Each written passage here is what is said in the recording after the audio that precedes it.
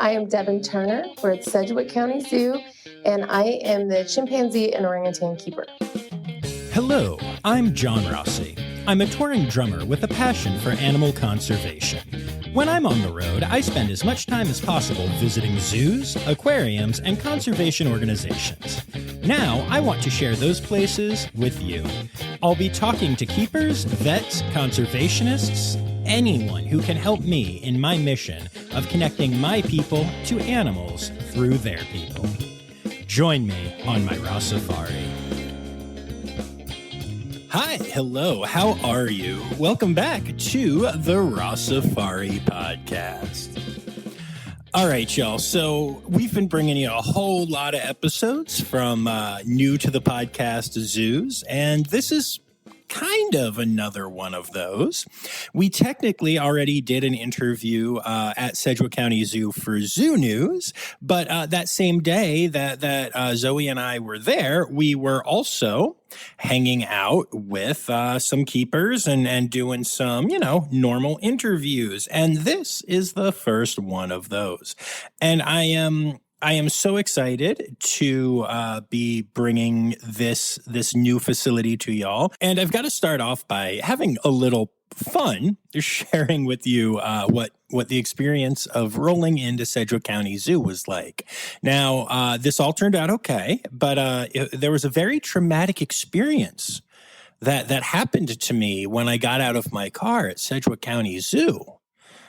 Y'all, I have never seen more school buses and children in my entire life. I mean, literally, there are large public schools that don't have as many kids and buses as the zoo did. So even though we're not actually talking about the education department or any of that stuff today, I have to give such huge props to all of the teams that are involved with educating future conservationists, because as much as I love to joke about how scary it was when I got out of the car, the truth is it was awesome to see that many kids being inspired at one facility on one random day, that I just happened to be there. So I actually really, really loved that. And then another thing that I have to talk about is that Zoe and I got to go on a cart tour with Shanae Anderson, who is the curator of education and farms at the zoo. And we did not record anything then. This was just a lovely little thing for us. But we got to go see a ton of the behind the scenes areas, and we got to get carted around. And how I was just talking about how great the educators and all that stuff are. Well, I can certainly tell you that their curator is incredible. We had an amazing time. I actually found out about this tour from Mark Hansen, who is a listener and a friend and someone I communicate with from time to time, and is a board member at Point Defiance Zoo, which just makes me want to get out there even more. Mark had gone on a tour with this lovely curator of education, Shanae, and recommended that we do it. And so, yeah, that was wildly awesome and super fun. And I'm so thankful to the facility for setting that up and honestly just getting me behind the scenes while all the kids were there learning. Because even though I'm impressed that they were able to do that learning thing, I'm also glad that I was behind the scenes and didn't have to see too much of it. I kid. Kind of. But yeah, so this is a fantastic episode, y'all. We are talking to Devin Turner, and specifically we're talking about chimpanzees and orangutans. And the reason that chimpanzees are such a big part of this episode in particular is because there was a recent birth at the zoo by C-section. And not only do you get to hear us talk about that a good bit, but you'll actually hear me get to go back and meet Mom and the little baby who is only 2.5 weeks old, and another baby there, I guess juvenile would be a better word, that's about 1.5 years old, and just spend some time with a couple of mama chimps and babies. And I gotta tell y'all, even as a guy who gets to do a lot of cool stuff, that might be a thing that never happens to me again, right? So this one is a really different and really interesting episode, and I hope y'all enjoy it. So it's going to start off with the in-office interview, but then there's a whole lot of content and more questions and discussion while we're hanging out with the chimps. So hope y'all enjoy that. Before we get to it, a quick reminder to make sure you're following along on the socials at Rossifari. Make sure you hit subscribe so you don't miss any episodes of the podcast. And if you'd like to support the pod, you can do so for as little as $3 a month by going to patreon.com/Rossifari. So with all of that said, here is my interview with Devin Turner of Sedgwick County Zoo. Enjoy.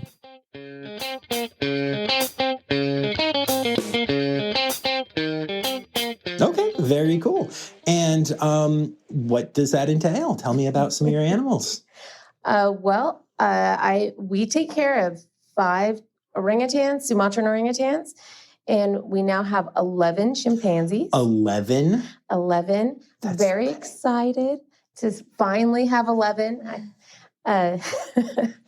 But we do anything that involves their care, whether it's training, enrichment, cleaning. We do it all. Excellent. I am their person, their staff. I love that. I love that so much. and obviously I know, but can you tell my listeners why we're so excited that we have 11? Because we have a brand new baby. Ooh. Little Kianza was born April 7th. And so that brings us up to 11. And our toddler, I guess you would call her, she's 1.5 years, little Alizeti. So, and they have met and they're doing great. Yeah. So very awesome. exciting. And for those listening, because things always come out weeks or months later, but we are recording this on April 25th. So we are talking not even a month old. Correct. That's really exciting. Yeah, that's very cool. So I'm curious, I know that chimpanzee dynamics can be very complex. So can you talk about what that's like when a new little one joins the family? Yes. A new one does change the group. Usually the baby would be born in the group. However, Kianza was born via planned C-section because Mahali's last infant had to be delivered through C-section. So for her safety and baby safety, we had to do another one. And so she has been recovering. So she's not back with the entire group yet. We also have our little foster, Alizeti, who has met most of her group, but everything's on Alizeti's time, and she hasn't wanted to go to the spaces that we've wanted her to go to until very recently. So right now she's with, we have both moms and both babies together. So that must be a lot. It is a lot, but it's sometimes hard to get your work done because they're just so much fun and adorable. But they're doing really well. Their group can still see them. We have some animals that fission fusion, so they go in and spend some time with B and Alizeti.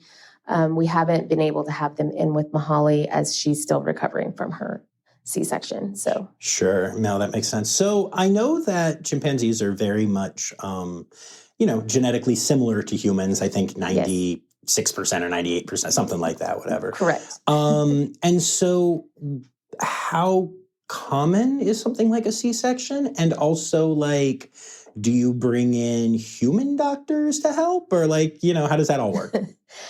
C-sections are not really common with any of the great apes, but there's not been a whole lot of chimp planned C-sections. There's been emergency C-sections, but not even very many of those. So this is the first planned C-section that I know of. Interesting. That's really cool. But we decided we really wanted to give Mahali another opportunity to be a mom. She's a great mom. So we decided to go ahead and give her that opportunity. Our veterinarians worked with 2 OBGYNs that have delivered previous emergency C-sections for us. It all started with an orangutan that had a placental abruption, and then our Mahali's last baby with dystocia. So, but this was our first planned one, and it went really, really smoothly. Very cool. Now, I'm a guy. I apologize. But I do believe that in humans, it's pretty common that, like, if you have a C-section, you're going to keep having C-sections. Is that correct? It is it's the safest way to go. So we did talk to them actually when they were still in surgery from her previous infant. And they asked if we thought she would ever have babies again. And we said yes. Is added risk if a human tries to have a baby after a C-section. But in the human world, they can put on fetal monitors. They can really monitor mom and baby throughout the delivery process. And if something starts to go wrong, they can immediately take them into an OR.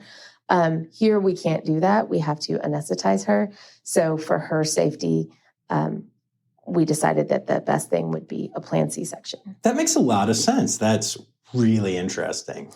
I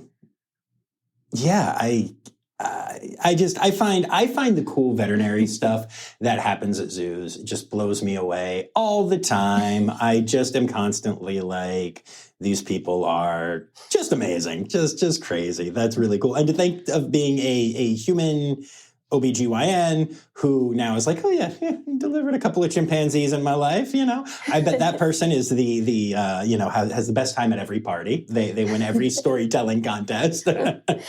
Their patients are big fans. They come by and they like to tell us, my OBGYN delivered her. Yes. That's so funny. So we've worked with they're wonderful doctors, and we're very lucky that they are on call whenever we have a pregnant ape, just in case. But like I said, this one was a little different because it was planned. Right. Now, was it still done here at the vet hospital, or was it done elsewhere, or, It was done here. Okay. It was done here. Luckily, Mahali is an amazing girl, so she volunteered to take a hand injection very easily, as we knew she would. We were able to safely anesthetize her, transport her to the hospital where they did the surgery.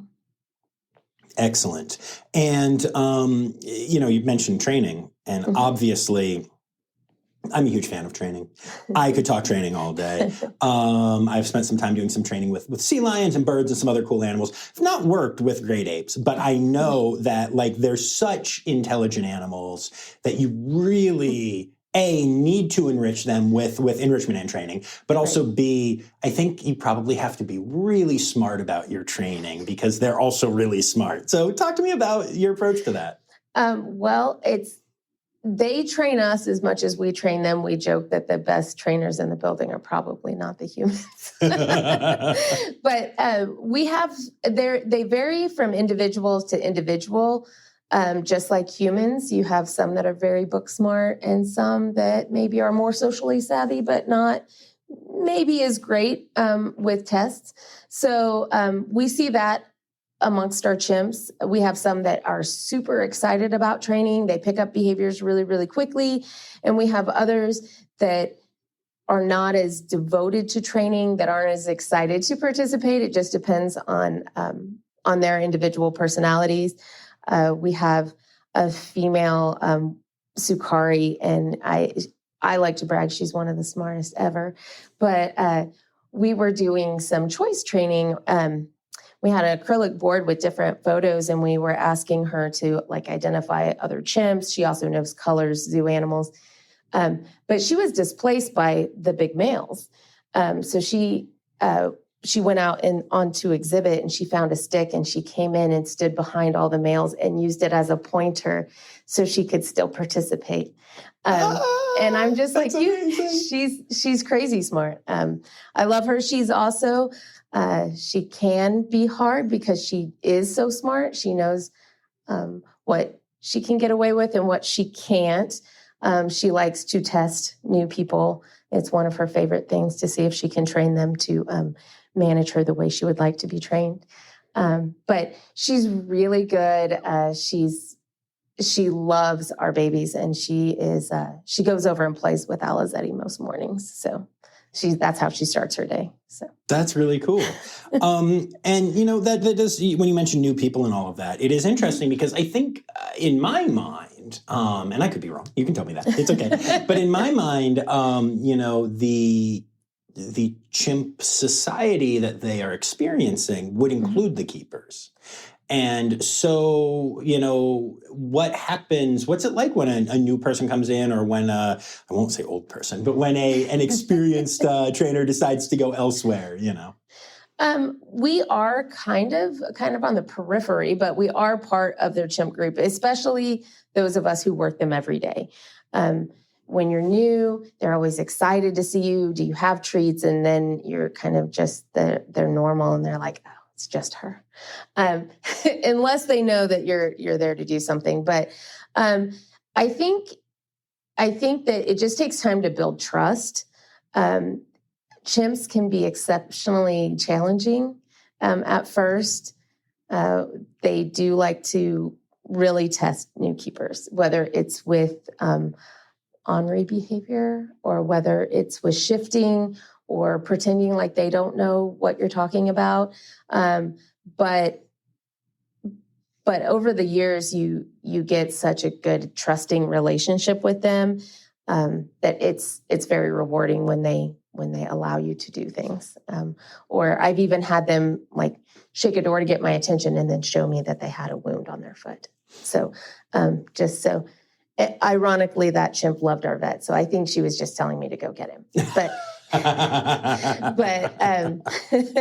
it is really one of my favorite things about chimps is the individual relationships that each keeper has with each individual. Right. Yeah, no, that's very cool. That is very cool. And then you also mentioned orangutans. Mm-hmm. And so talk to me about that group. Wow, our orangutans, they are a lot of fun. I joke that when you work with them as a group, it's like having 5 only children that all think they need all the attention all the time. So they don't always share their keepers well, but they're also very, very smart. We currently have them in 2 different groups, but they're extremely resilient. We had a female pass away, and she had a 4-year-old daughter, which obviously would still have had another 3 or 4 years minimum with her mom. So her dad became a full-time parent, which I think was a little stressful for him, but he took it well.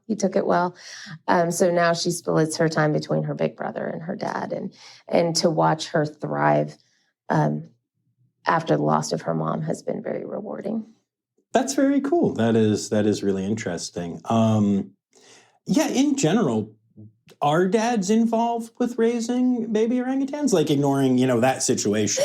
Not at all. Usually dad's there for conception, and that's pretty much it. Mom raises the baby by herself for 7 to 8 years. They have the longest mother dependency of any animal other than humans. I was going to say, I'm still a little dependent on mine. I don't know. other than humans. But so dads don't really play a role. However, we're learning that in human care, the males are actually very good with infants most of the time. And there's even been some isolated cases where males have taken over the care of small infants and been foster parents. So would never happen in the wild, but it's amazing to watch to watch them in their social groups take care of that little one, because they're so big, but they're very gentle, and they're very patient.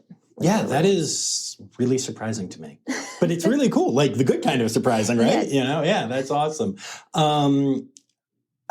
I'm really fascinated by that. Yeah, I would have, when you mentioned, when we had, mother passed away, I instantly, my brain started going to cool, and where did you find a female to, and that whole thing. Right. And now, no, it was dad, and now dad and bro helping out. And that's cool. I like that.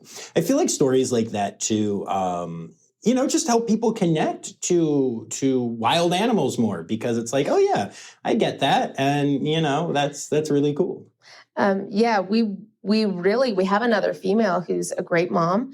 And so automatically you'd think, well, she could have two because they're only like 8 months apart. So this would be great. Yeah. But no, she likes her child.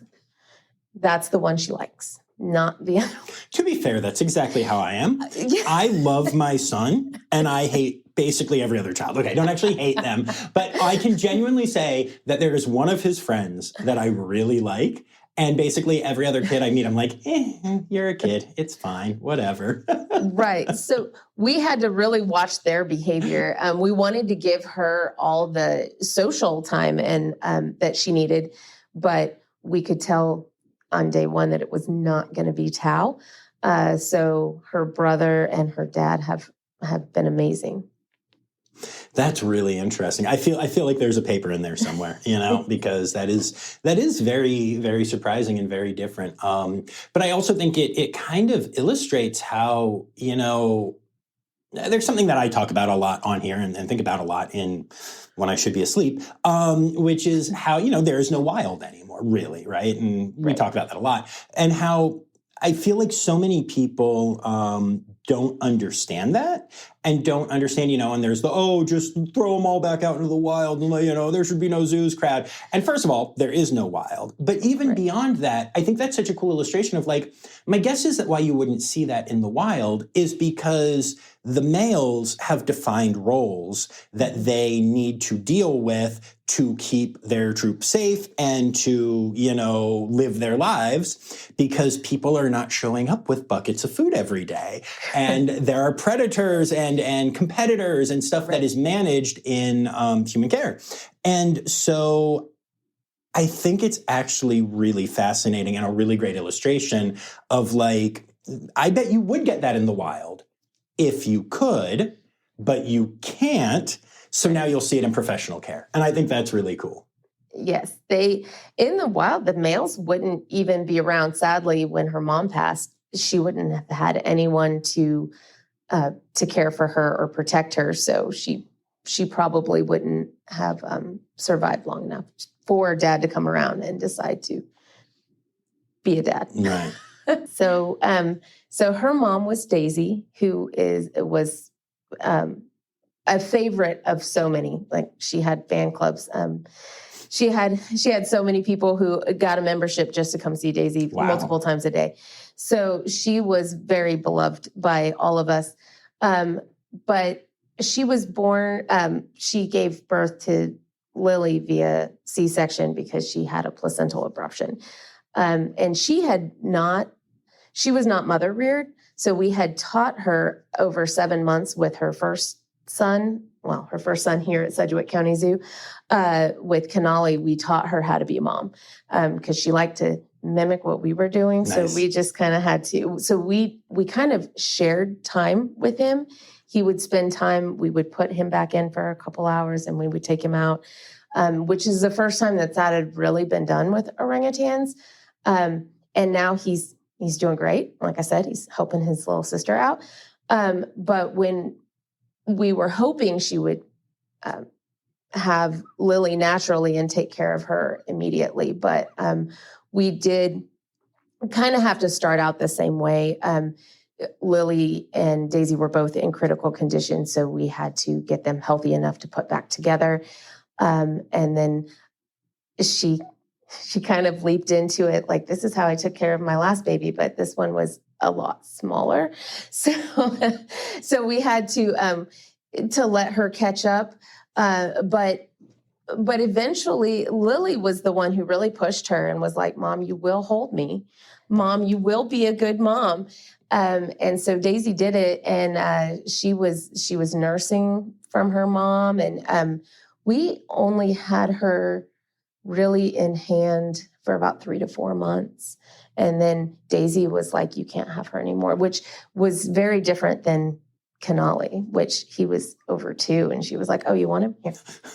But she was also one of those that we had a really good relationship. I remember once he had straw in his eye from being a crazy kid and running and jumping in a pile of straw repeatedly. Sure.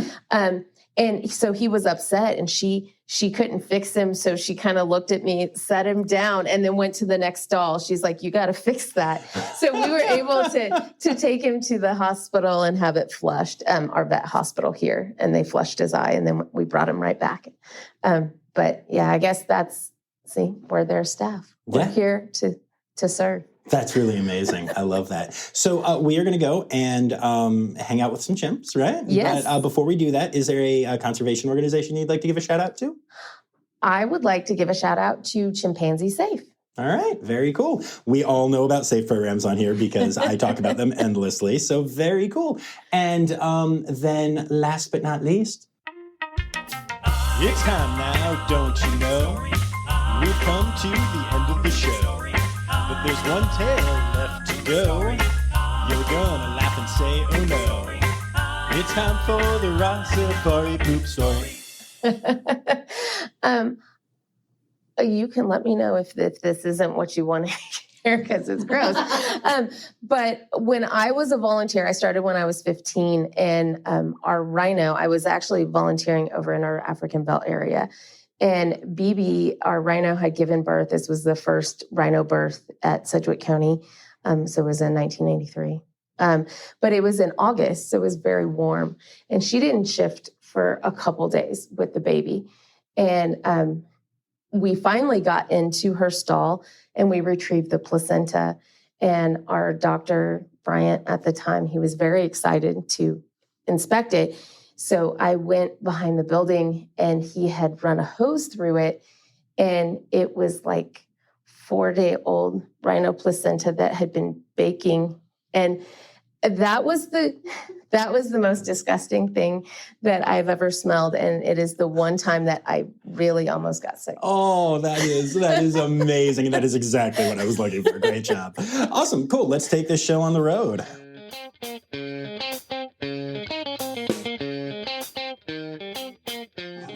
Okay, we're recording. Hi. Oh my gosh. So this is Alizeti? This is Alizeti. Okay. She was born in August of 2023, and she is the happiest chimp I think I've ever met. And this is her foster mom, B. They've been together for over a year. When we put her in with Alizeti, we did not think she was going to be a foster. Okay. We thought she was just going in for the day to have fun.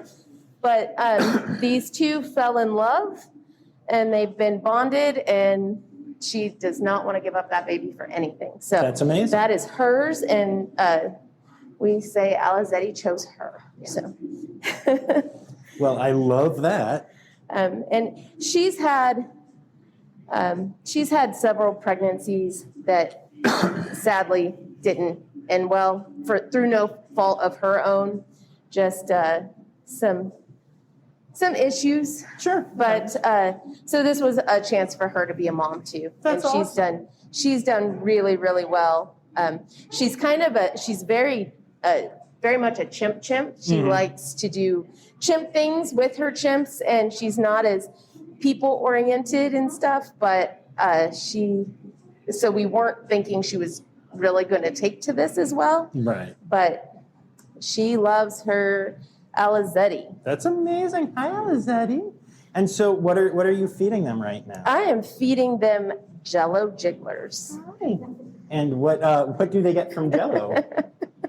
What do they get from Jello? Yeah. Like why are you giving it? Oh, I'm just giving it to them as a treat right now. We do training with it. Nice. Even we do what I had talked about earlier with Sukari with the choice training. Yeah. We use iPads now because, fancy. That is way more fancy. And even Alizeti participates in that. And although she gets fewer choices, so she gets to choose whether she wants Jello or grapes. or apples. Okay. Um, Hi. You're so interested. Oh my gosh. Like, Oh, can I have some of that? you want some Jell-O?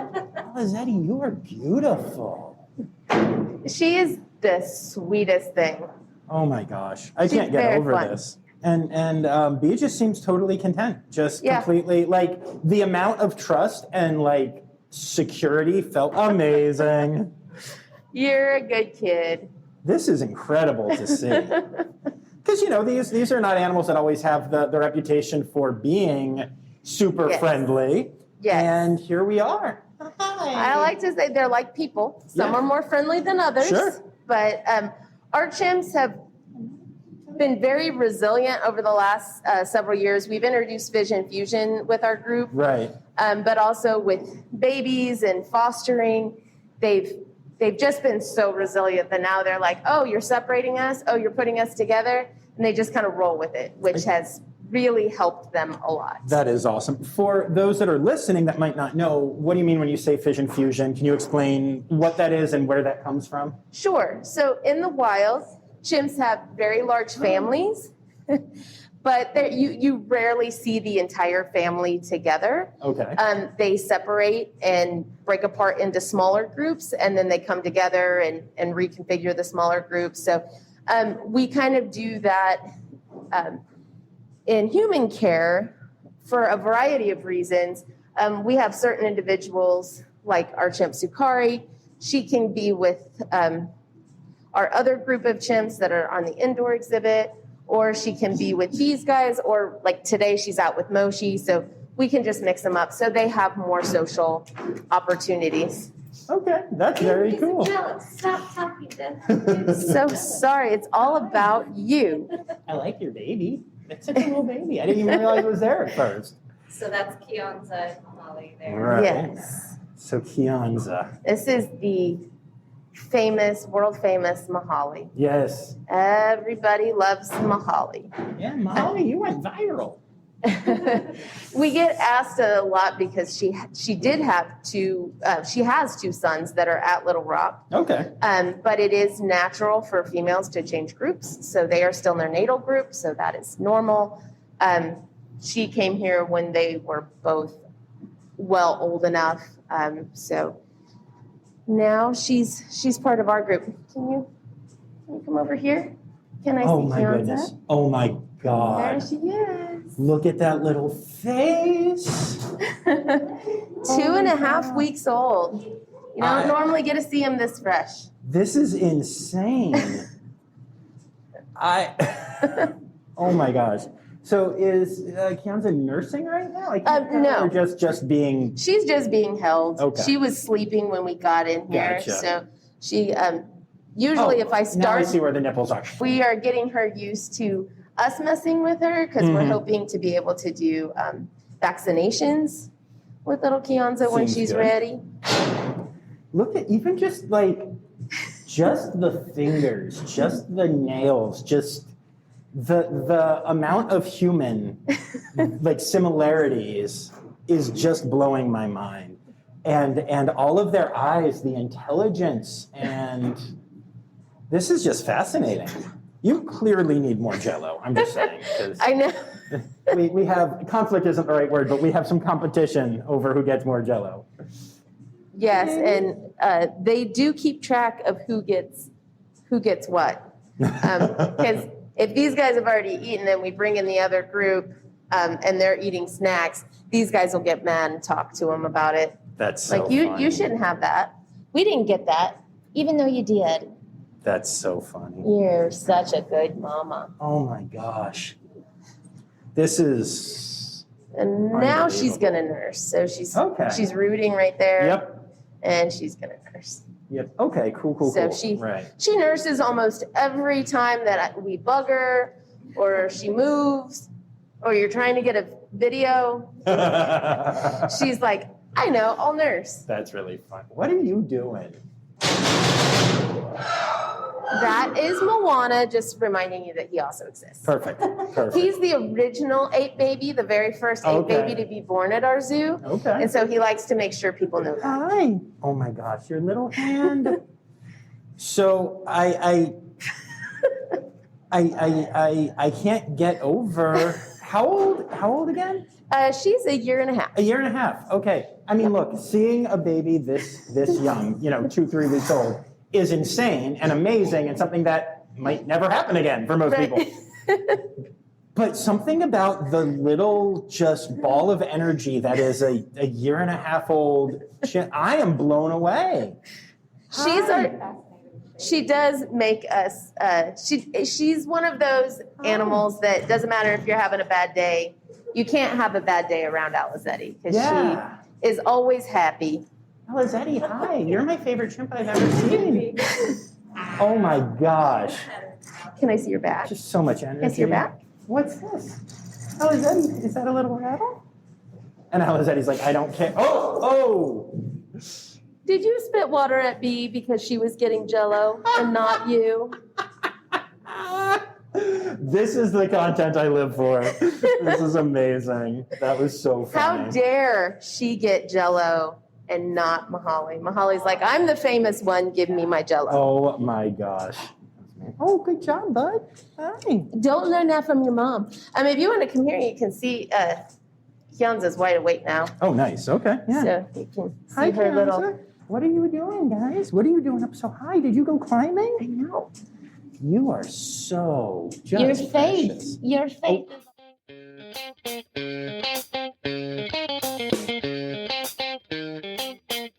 Okay, now I acknowledge that was a weird and abrupt cutoff, but the reason that it was is that we just kept hanging out with the chimps because it was just amazing, but we weren't interviewing. All we were talking about was how cute they were and how ridiculous their little faces were. And honestly, I just thought that at some point, while that was amazing to experience, it probably wasn't the most interesting thing to listen to. But I am so incredibly thankful to the team at Sedgwick County Zoo for making all of that be awesome. And it was wow, what a cool experience, right? It was amazing. So yeah, love that zoo. There is another episode from that zoo coming at some point down the road here. A very different episode. I always love being able to showcase how one facility does so many different things. And in this case, we've already talked about elephants a little bit and Sedgwick conservation work on that Zoo News episode. And now we've talked about chimps and orangutans, and we'll have something else coming down the pike that's completely different as well. So I hope y'all are looking forward to that.